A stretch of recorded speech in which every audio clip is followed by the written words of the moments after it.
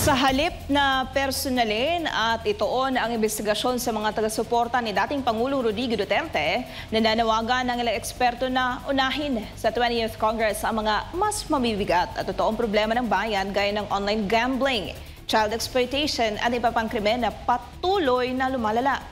Narito ang report ni MJ Malihar. Asahan na raw ang pagbabalik ng House Quad Committee o Quadcom sa paparating na 20th Congress.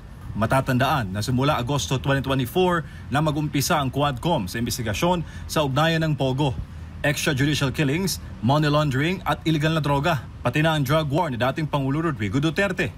Bukod sa Quadcom, nabuo rin sa 19th Congress ang Tri-Committee o Tricom na tumutok naman sa issue ng fake news. Sa halip ng mga pangunahing pinagmumula ng maling impormasyon, ang naging sentro ng investigasyon ay mga content creator at influencer na kilalang taga-suporta ni dating Pangulong Duterte. Para sa political analyst na si Professor Malu Tiquia, wala namang resulta ang mga nabanggit na investigasyon. Imagine mo yung cost to the Filipino people nitong 4 o 5 hearings ng Tricom. At the end, walang legislation. At the end, parang pinatawad. Ilang personalidad ang pinatawad ng show cause orders at contempt citation sa gitna ng mga pagdinig na ayon kay Professor Tiquia ay hindi investigasyon kundi tahasang anyo ng panggigipit. So ano yun? Sound bites at pinapainit lamang ang sitwasyon. Sa halip, iginit ni Tiquia na dapat ilaan ang oras at resources ng Kongreso sa mga totoong issue na may direktang epekto sa buhay ng mga Pilipino at hindi sa mga investigasyong may halong personal o politikal na motibo. Marami pang issues.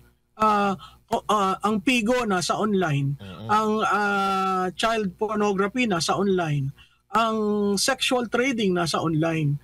Ang dami-dami niyan na kailangan pagbigyan ng panahon. Ayon sa Department of Justice Office of Cybercrime, umabot sa 284,000 ang kaso ng online sexual abuse at exploitation ng mga bata ang naitala sa bansa noong 2020. Tumaas ito ng 260% kumpara noong 2019 at karamihan sa mga biktima ay ginamit sa sexual content kapalit ng pera. Tinukoy rin ng mga international organization ng Pilipinas bilang global hotspot sa online child exploitation.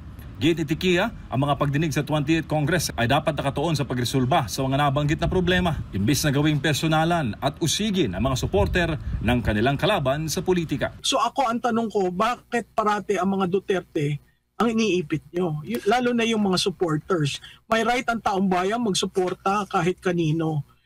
Pero pag supporter ni Duterte, talagang iniipit. Para sa Diyos at sa Pilipinas kung mahal, MJ Mondihar, SMNI News.